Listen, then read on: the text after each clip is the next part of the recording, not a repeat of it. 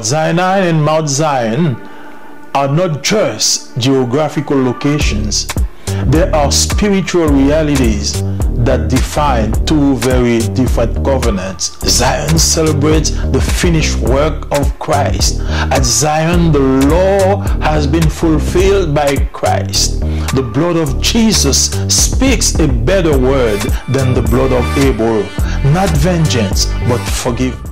Brothers and sisters, welcome to The Point. Once again, your brother Joel is happy to see you around the table.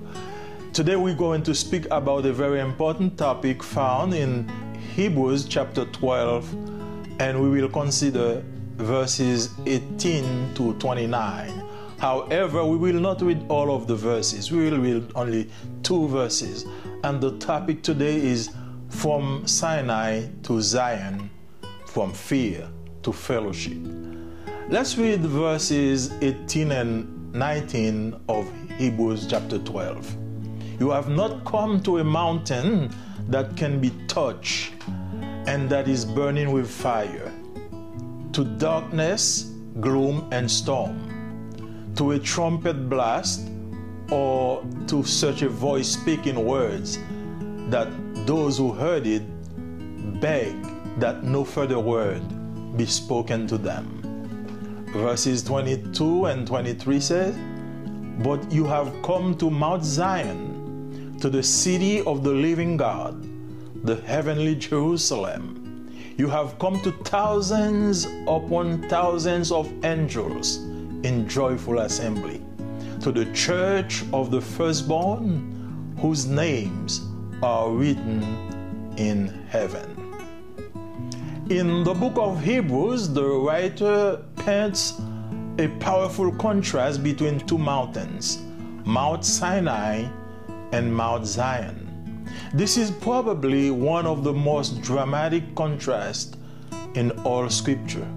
Mount Sinai and Mount Zion are not just geographical locations, they are spiritual realities that define 2 very different covenants, 2 different approaches to God, and 2 very different experiences of His presence.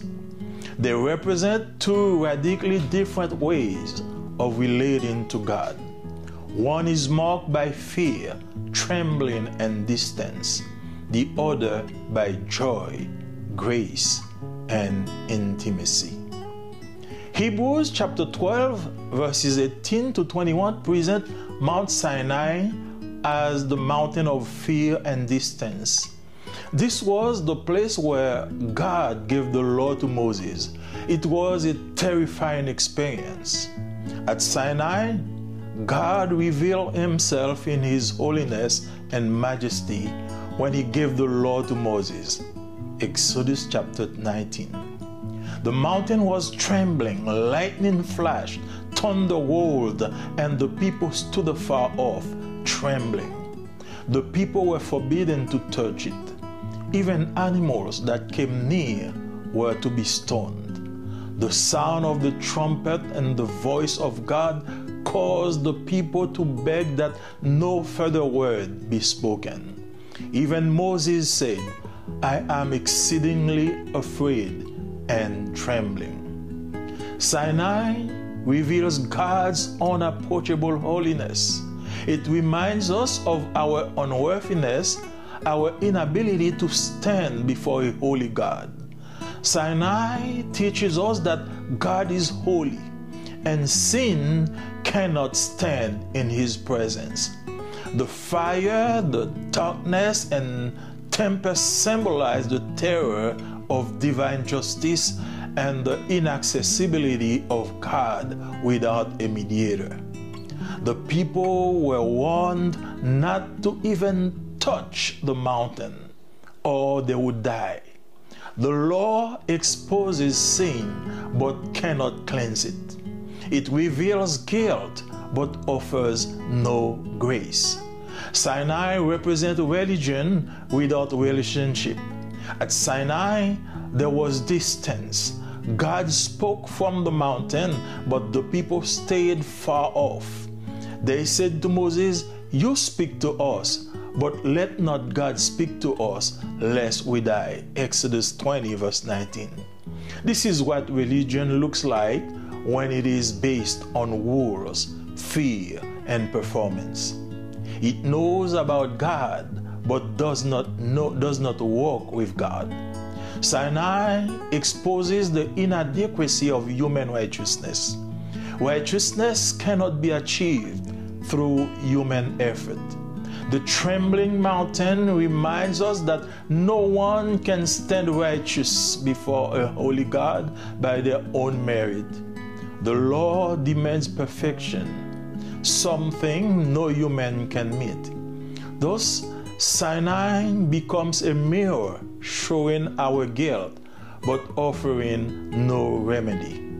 As we go forward in Hebrews chapter 12:22, we notice a contrast. This verse indicates a difference between the two mountains. But you have come to Mount Zion, to the city of the living God, the heavenly Jerusalem.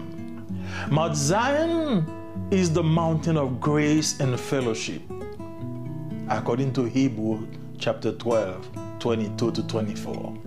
This is a shift from a mountain that could not be touched, Sinai, to a heavenly mountain that is accessed by faith. From trembling to triumph, from fear to fellowship, from exclusion to inclusion. In contrast to Sinai, Mount Zion is a place of celebration and welcome. It is the city of the living God, filled with angels in joyful assembly, the church of the firstborn, and the spirit of the righteous made perfect. Zion represents a new covenant reality, a covenant of grace, intimacy, and eternal life. At Zion, we see not the fire of wrath, but the light of God's glory in the face of Jesus Christ.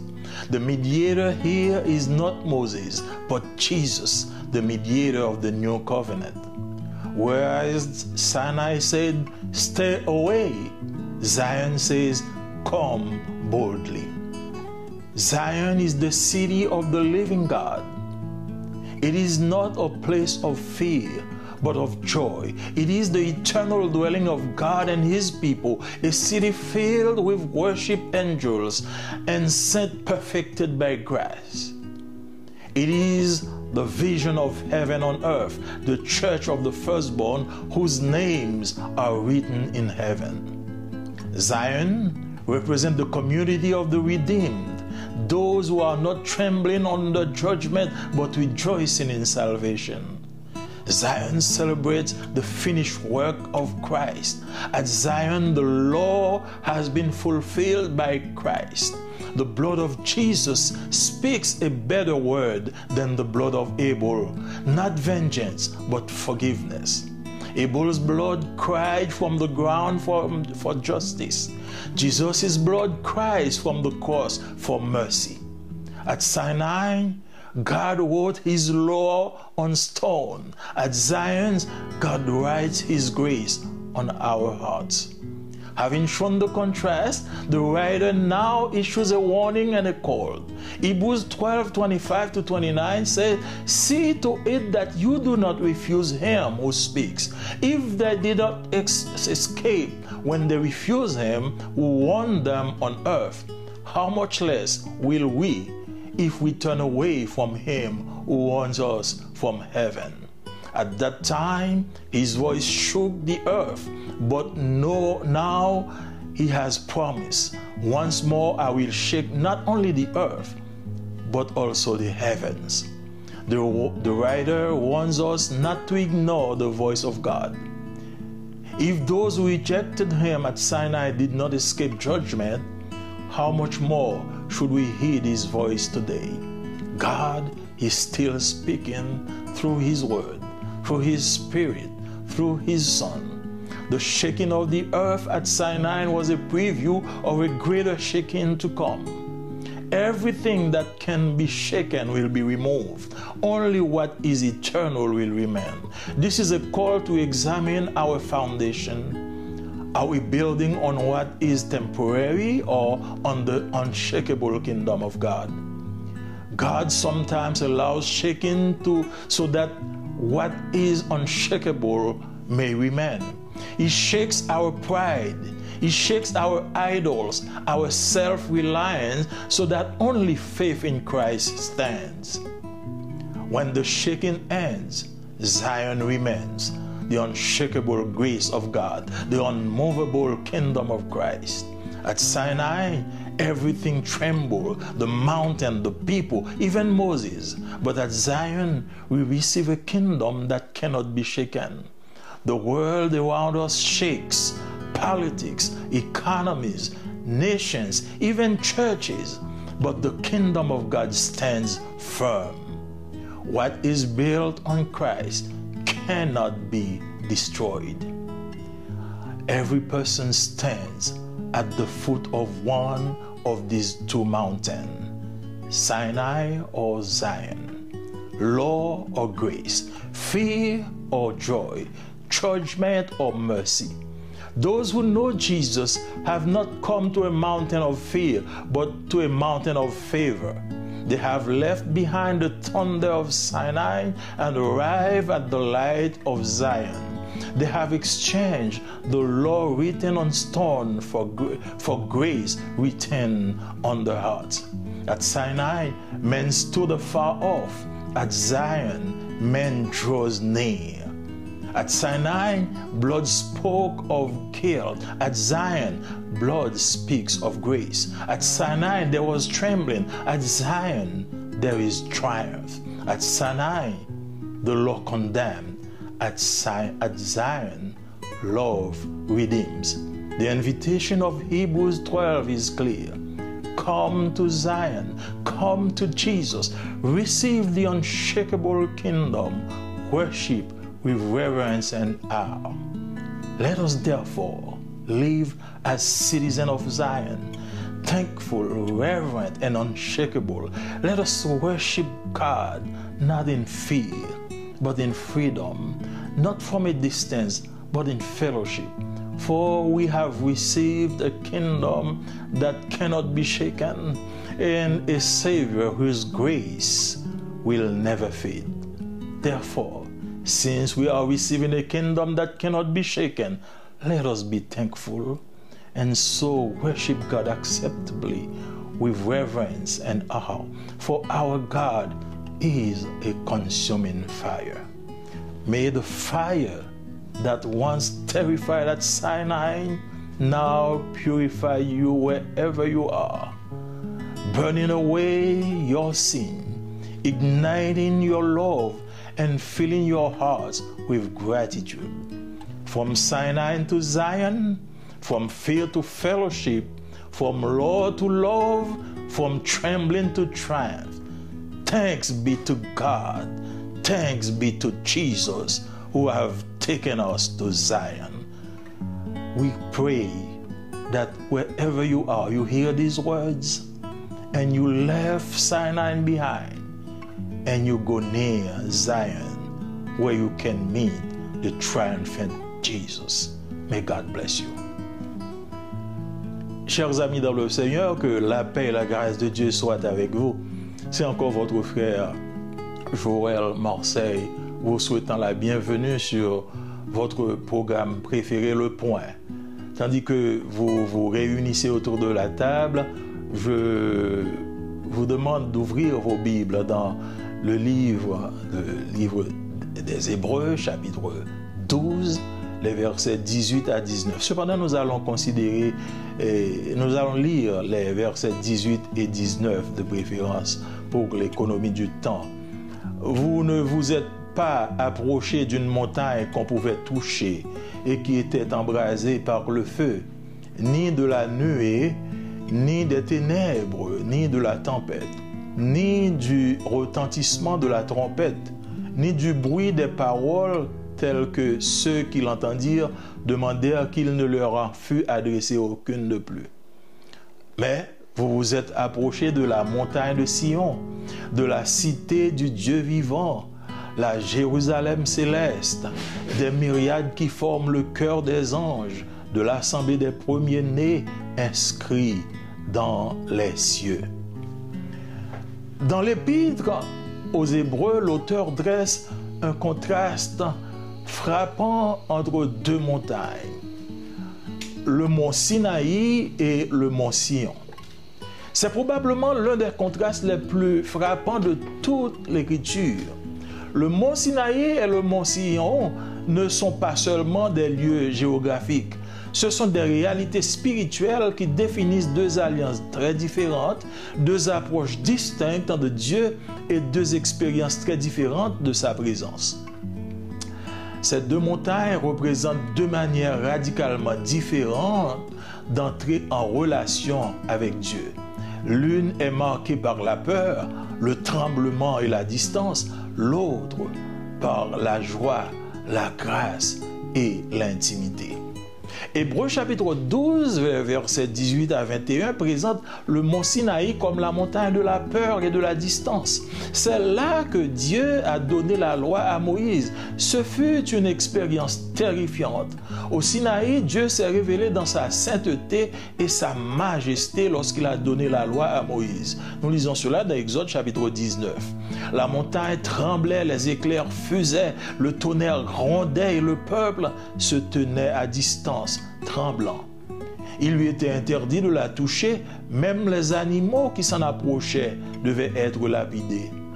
Le son de la trompette et la voix de Dieu ont poussé le peuple à supplier qu'on ne dise plus rien. Ce spectacle était si terrible que Moïse lui-même dit « Je suis épouvanté et tout tremblant ». Le Sinaï révèle l'inaccessible sainteté de Dieu. Il nous rappelle notre indignité, notre incapacité à nous tenir devant un Dieu saint. Le Sinaï nous enseigne que Dieu est saint et que le péché ne peut subsister en sa présence. Le feu, les ténèbres et la tempête symbolisent la terreur de la justice divine et l'inaccessibilité auprès de Dieu sans un médiateur. Le peuple fut averti de ne pas même toucher la montagne sous peine de mort. La loi expose le péché, mais ne peut le purifier. Elle révèle la culpabilité, mais n'offre rien comme grâce. Le Sinaï représente la religion sans la relation. Au Sinaï, la distance régnait. Dieu parlait du haut de la montagne, mais le peuple restait à distance. Ils dirent à Moïse, « Parle-nous toi-même et nous écouterons. » Mais que Dieu ne nous parle point de peur que nous ne mourions. Exode chapitre 20, verset 19. Voilà à quoi ressemble la religion lorsqu'elle est fondée sur les règles, la peur et la performance. Elle connaît Dieu, mais ne marche pas avec Dieu. Le Sinaï révèle l'insuffisance de la justice humaine. La justice ne peut être obtenue par l'effort humain. La montagne tremblante nous rappelle que nul ne peut se tenir juste devant un Dieu saint par ses propres mérites. La loi exige la perfection, une qualité qu'aucun humain ne peut atteindre. Ainsi, le Sinaï devient un miroir qui révèle notre culpabilité, mais n'offre aucun remède. En avançant dans Hébreux 12, verset 22, nous remarquons un contraste. Ce verset met en évidence une différence entre les deux montagnes. Mais vous vous êtes approchés de la montagne de Sion, de la cité du Dieu vivant, la Jérusalem céleste, nous lisons dans Hébreux 12, 22. La montagne de Sion est la montagne de la grâce et de la communion. Il s'agit du passage d'une montagne intouchable, le Sinaï, à une montagne céleste accessible par la foi. Du tremblement au triomphe, de la peur à la communion, de l'exclusion à l'inclusion. Contrairement au Sinaï, la montagne de Sion est un lieu de célébration et d'accueil. C'est la cité du Dieu vivant, remplie d'anges réunis dans la joie, l'église des premiers-nés et les esprits des justes parvenus à la perfection. Sion représente une réalité de la nouvelle alliance, une alliance de grâce, d'intimité et de vie éternelle. À Sion, nous ne voyons pas le feu de la colère, mais la lumière de la gloire de Dieu sur le visage de Jésus-Christ. Le médiateur ici n'est pas Moïse, mais Jésus, le médiateur de la nouvelle alliance. Tandis que le Sinaï disait « Éloignez-vous », Sion dit « Venez avec assurance ». Sion est la cité du Dieu vivant. Ce n'est pas un lieu de peur, mais de joie. C'est la demeure éternelle de Dieu et de son peuple. Une cité remplie d'adoration, d'anges et de saints rendus parfaits par la grâce. C'est la vision du ciel sur terre, l'église des premiers-nés dont les noms sont inscrits au ciel. Sion représente la communauté des rachetés, ceux qui ne tremblent pas sous le jugement du salut, mais se réjouissent du salut éternel. Sion célèbre l'œuvre achevée du Christ. À Sion, la loi a été accomplie par le Christ. Le sang de Jésus est plus éloquent que celui d'Abel. Non pas la vengeance, mais le pardon. Le sang d'Abel a crié justice du haut de la terre. Celui de Jésus crie miséricorde du haut de la croix. Au Sinaï, Dieu a gravé sa loi sur la pierre. À Sion, Dieu inscrit sa grâce dans nos cœurs. Après avoir montré le contraste, l'auteur lance un avertissement et un appel. Dans Hébreux 12, 25 à 29, nous lisons ceci. « Prenez garde de ne pas refuser d'écouter celui qui vous parle. S'ils n'ont pas échappé lorsqu'ils ont refusé d'écouter celui qui les avertissait sur la terre, combien moins échapperons-nous si nous nous détournons de celui qui nous avertit du haut des cieux. » Après, alors sa voix ébranla la terre, mais maintenant, il a promis, une fois encore, j'ébranlerai non seulement la terre, mais aussi les cieux. L'auteur nous met en garde contre la voix de Dieu.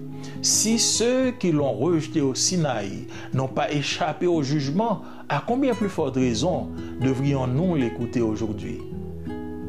Dieu continue de parler par sa parole, par son esprit et par son Fils. Le tremblement de terre au Sinaï annonçait un tremblement plus grand encore à venir. Tout ce qui peut être tremblé, tout ce qui peut être ébranlé disparaîtra. Seul l'Éternel subsistera. C'est un appel à examiner nos fondements. Construisons-nous sur le temporaire ou sur le royaume inébranlable de Dieu? Dieu permet parfois que l'on soit ébranlé pour que l'inébranlable demeure. Il ébranle notre orgueil, il ébranle nos idoles, notre autonomie, afin que seule la foi en Christ subsiste. Lorsque le tremblement prend fin, Sion demeure, la grâce inébranlable de Dieu, le royaume inébranlable du Christ. Au Sinaï, tout a tremblé, la montagne, le peuple, même Moïse. Mais à Sion, nous recevons un royaume inébranlable. Le monde qui nous entoure est ébranlé. La politique, l'économie, les nations et même les églises. Mais le royaume de Dieu tient bon. Ce qui est bâti sur le Christ ne peut être détruit. Chacun se tient au pied de l'une de ces deux montagnes, le Sinaï ou le Sion. Loi ou grâce, peur ou joie, jugement ou miséricorde. Ceux qui connaissent Jésus ne sont pas arrivés à une montagne de peur, mais à une montagne de faveur. Ils ont laissé derrière eux le tonnerre de Sinaï et sont arrivés à la lumière de Sion. Ils ont troqué la loi gravée sur la pierre contre la grâce gravée dans leur cœur. Au Sinaï, l'homme se tenait loin. À Sion, l'homme s'approche. Au Sinaï, le sang exprimait la culpabilité. À Sion, le sang exprime la grâce. Au Sinaï, il y avait le tremblement. À Sion, il n'y a que le triomphe. Au Sinaï, la loi condamnait. À Sion, l'amour rachète. L'invitation d'Hébreux chapitre 12 est claire. Venez à Sion, venez à Jésus, recevez le royaume inébranlable, adorez avec révérence et respect. Vivons donc en citoyens de Sion, reconnaissant, respectueux et inébranlable. Adorons Dieu non pas avec crainte, mais en toute liberté, non pas à distance, mais en communion. Car nous avons reçu un royaume inébranlable, un sauveur dont la grâce ne s'effacera jamais. C'est pourquoi, puisque nous recevons un royaume inébranlable, soyons reconnaissants et rendons à Dieu un culte qui lui soit agréable, avec révérence et crainte, car notre Dieu est un Dieu dévorant.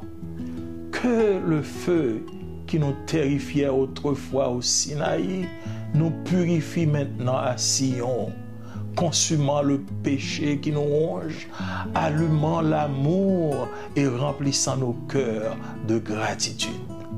Du Sinaï à Sion, de la peur à la communion, de la loi à l'amour, du tremblement au triomphe. Grâce soit rendue à Dieu pour Jésus-Christ, le médiateur de la nouvelle alliance, qui nous a pris du Sinaï et nous a transportés à Sion. Que vous acceptiez l'offre du médiateur qui vous invite à vous joindre à lui au pied de Sion. Qu'il en soit ainsi pour vous. Amen. Amis, moi dans le Seigneur, que la paix et la grâce de Dieu capable d'avoir. Ces amis, c'est frère Joël Marseille qui dit bienvenue sur le programme. Nous avons un bel sujet pour Assoya que nous avons traité dans l'Épître aux Hébreux, chapitre 12, versets 18 à 29. Mais cependant, nous avons lu 2 versets seulement, versets 18-19. Il a appelé pour dans la langue afin qu'on soit capable de mieux saisir avec nous. Nous pas approcher moun pas touché, moun ka touché. Bon, yon di fait qui boule, ni bon yon nuage, ni bon yon fait noir, ni bon yon tempête, ni bon yon gros bruit trompette, ni bon yon gros bruit parole. Pour moun qui te tande yo, pas mandé pour yo parler avec yo encore. Mais nous procher bon mon Sion, bon la ville bon Dieu vivant, Jérusalem céleste là. Bon côté yon bon ange qui dans chorale là. Bon côté premier petit garçon yo qui dans ciel là. Dans Épître aux Hébreux, auteur adressé un contraste frappant entre 2 montagnes. C'est montagne Sinaï avec montagne Sion. C'est probablement un contraste qui est plus frappant que nous voyons dans toutes les Écritures. Montagne Sinaï et montagne Sion, ce n'est pas seulement des lieux géographiques, mais c'est des réalités spirituelles qui définissent 2 alliances différentes, 2 approches différentes de Dieu et 2 expériences différentes de la présence de Dieu. Ils ont représenté 2 manières radicalement différentes pour nous entrer en relation avec bon Dieu. Une marquée par la peur, le tremblement, la distance. L'autre là, il est marqué par la joie, la grâce et l'intimité. Hébreux chapitre 12, versets 18 à 21, présentait montagne Sinaï comme la montagne de la peur, la montagne de la distance. C'est là que bon Dieu t'a donné la loi à Moïse. C'est une expérience qui était très terrifiante. Dans le mont Sinaï, bon Dieu t'a révélé dans sainteté et dans majesté lorsque le t'a donné Moïse loi. Nous lisons ça dans Exode chapitre 19. Montagne là t'es tremblé, éclair yo t'a éclaté, tonnerre yo t'a grondé, peuple là t'es à distance, tout tremblant. Yo t'es interdit pour te toucher et montagne là. Et même les animaux, si yo t'a touché, t'es approché de montagne là, yo t'a dû lapider yo. Son trompette là et voix bon Dieu t'es poussé peuple là à supplier pour bon Dieu pas continuer à parler. Spectacle là était tellement terrible que même Moïse t'a dit moins peur et m'a tremblé. Sinaï révélait la sainteté inaccessible de Dieu. Il rappelait nous indignité, nous insuffisance, nous incapacité pour nous camper devant un bon Dieu qui est saint. Sinaï enseignait nous que bon Dieu saint et que péché pas capable de camper dans la présence de bon Dieu. Du feu à ténèbres et tempête là, ils symbolisaient la terreur de la justice de Dieu et l'inaccessibilité auprès de Dieu sans un médiateur. Le peuple a été averti pour ne pas même toucher montagne là si on pas voulu mourir. La loi t'a exposé le péché, mais la loi n'est pas capable de purifier. La loi révélait culpabilité, mais elle n'est pas capable d'offrir nous la grâce. Sinaï représentait la religion sans la relation. Dans Sinaï, c'est la distance qui te régnait. Bon Dieu t'a parlé du haut de la montagne, mais le peuple a été à distance. Il dit Moïse, parlez avec nous-mêmes et n'attendez, mais que bon Dieu pas continuer à parler de peur que nous pas mourir. Nous lisons en Exode, chapitre 20, verset 19. Voilà à quoi religion semblait lorsqu'elle fondait sous règles, sous la peur et sous la performance. Oh, la religion connaît bon Dieu, mais elle n'a pas marché avec bon Dieu. Sinaï révèle nous insuffisance, justice humaine. La justice humaine, la justice de Dieu pas capable, nous pas capable de joindre la justice de Dieu juste par des efforts humains. La montagne là qui t'a tremblé, lui rappelle que une personne pas capable de camper juste devant bon Dieu qui saint par propre mérite non. La loi exigeait la perfection, une qualité que personne n'est pas capable d'atteindre. Donc, Sinaï, c'est un miroir qui révèle une culpabilité, nous, mais elle n'a pas offert nous aucune solution, aucun remède. Lorsque nous avançons plus bas dans Hébreux chapitre 12, verset 22, nous remarquons un contraste. Verset ça mettait en évidence une différence entre deux montagnes. Il dit, mais nous approchons de la montagne de Sion, de la cité du Dieu vivant, Jérusalem céleste là. Montagne Sion sont montagnes de grâce, montagnes de communion. Oh, il représentait un passage de une montagne intouchable à une montagne céleste, accessible par la foi. De tremblement au triomphe, de la peur à la communion, de exclusion à inclusion. Contrairement à Sinaï, montagne Sion sont lieu de célébration et d'accueil. C'est cité mon Dieu vivant qui remplit d'anges qui réunit dans la joie. L'église premier néo et esprit ça qui juste qui vient par la perfection. Si on représentait une réalité nouvelle alliance là, une alliance de grâce, une alliance d'intimité, une alliance de vie éternelle. À Sion, nous pas du feu, colère, bon Dieu, mais nous la lumière de la gloire de Dieu sous visage Jésus-Christ. Médiateur là, c'est pas Moïse, mais c'est Jésus, médiateur nouvelle alliance là. Tandis que Sinaï te dit, restez loin, Sion dit, venez avec assurance. Sion, c'est la cité de Dieu vivant. Ce n'est pas un lieu de peur, mais un lieu de joie. C'est la demeure éternelle de Dieu et avec peuple. C'est une cité remplie d'adoration, d'anges et saints qui viennent parfaits par la grâce. C'est la vision de ciel là sous terre. L'église premier-né que nous avons inscrit dans le ciel là. Sion représentait la communauté monde qui sauvé. Ça qui pas tremblé sous jugement, mais qui a réjoui dans le salut. Sion célébrait l'œuvre achevée de Christ à la croix. À Sion, la loi était accomplie par Jésus-Christ. Le sang de Jésus-Christ est plus éloquent que sang Abel. Il n'a pas crié vengeance, mais il crié pardon. Sang Abel criait justice du fond de la terre, mais sans Jésus-Christ, il criait miséricorde du haut de la croix. Dans Sinaï, bon Dieu gravait loi sous roche, sous pierre, mais à Sion, il inscrit grâce dans le cœur. Après que l'auteur l'a montré contraste ça, il lançait un avertissement avec un appel. Hébreux 12, 25 à 29, il dit nous comme ça, prends garde pour ne pas refuser, pour nous tendre ça qu'a parlé nous.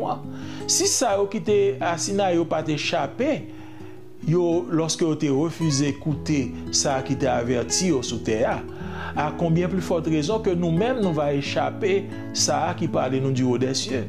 Alors, voilà t'es ébranlé terre, même qu'on y a pour mettre nous, une fois de plus, non seulement la ébranlé terre, mais la ébranlé ciel là tout.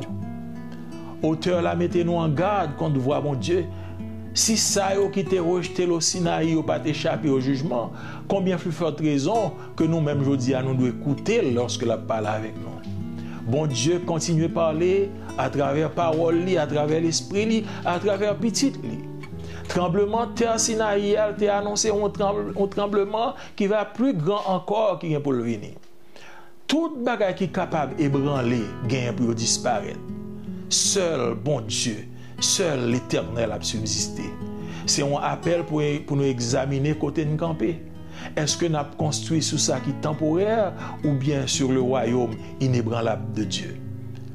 Bon Dieu permet parfois que bagay qui capable ébranler pour que ça pas capable ébranler yo rete.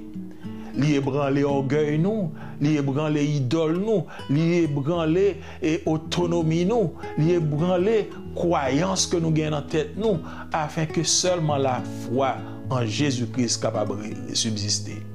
Lorsque tremblement fini, Sion a prêté. La grâce inébranlable de Dieu, royaume inébranlable Christ là.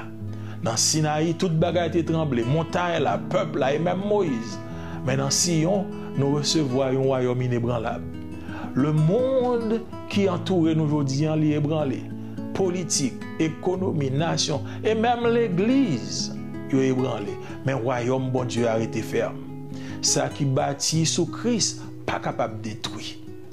Chaque monde aujourd'hui a campé au pied dans une montagne. Ou bien on campé dans le pied Sinaï, ou bien on campé dans le pied Sion. Ou bien on campé pour la loi, ou bien on campé pour la grâce. Ou bien on campé pour la peur, ou bien on campé pour la joie. Ou bien on campé dans la montagne de jugement, ou bien dans la montagne de miséricorde. Ça qui connaît Jésus, yo pas arrivé dans la montagne de peur, mais yo arrivé dans la montagne de faveur. Yo laissé derrière yo tonnerre Sinaï et arrivé à la lumière de Sion. Yo changé la loi qui était gravée sous pierre contre la loi qui est gravée dans le cœur. Dans Sinaï, l'homme était à distance, mais dans Sion, l'homme a approché le tout près. Dans Sinaï, sans exprimer culpabilité, mais dans Sion, sans exprimer grâce. Dans Sinaï, tu as un tremblement, mais dans Sion, c'est le triomphe. Dans Sinaï, nous avons la loi qui t'a condamné nous, mais dans Sion, nous avons l'amour qui a racheté nous.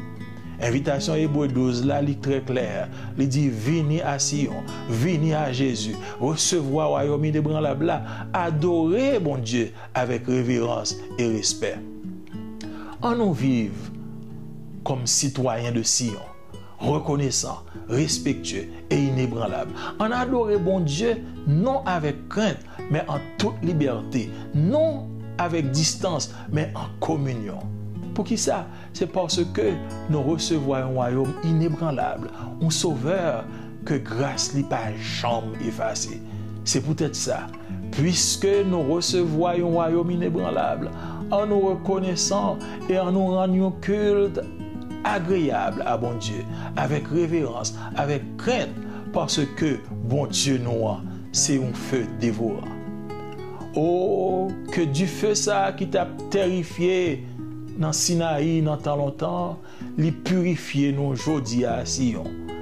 Que le consumer péché nous, que l'allumer dans nous-mêmes l'amour de Dieu et que le remplir cœur nous avec gratitude. De Sinaï à Sion, de la peur à la communion, de la loi à l'amour, du tremblement au triomphe. Oh, que grâce capable de rendre à bon Dieu pour Jésus-Christ, médiateur nouvelle alliance là. Tandis que le campé à Sion l'attend nous invitons, sous senti ou accroché encore à Sinaï, permettre que le Saint-Esprit convainque et que le mène au pied du Sion, qu'on a rencontré la lumière et la gloire de Dieu. Merci du fait que tu tendez nous.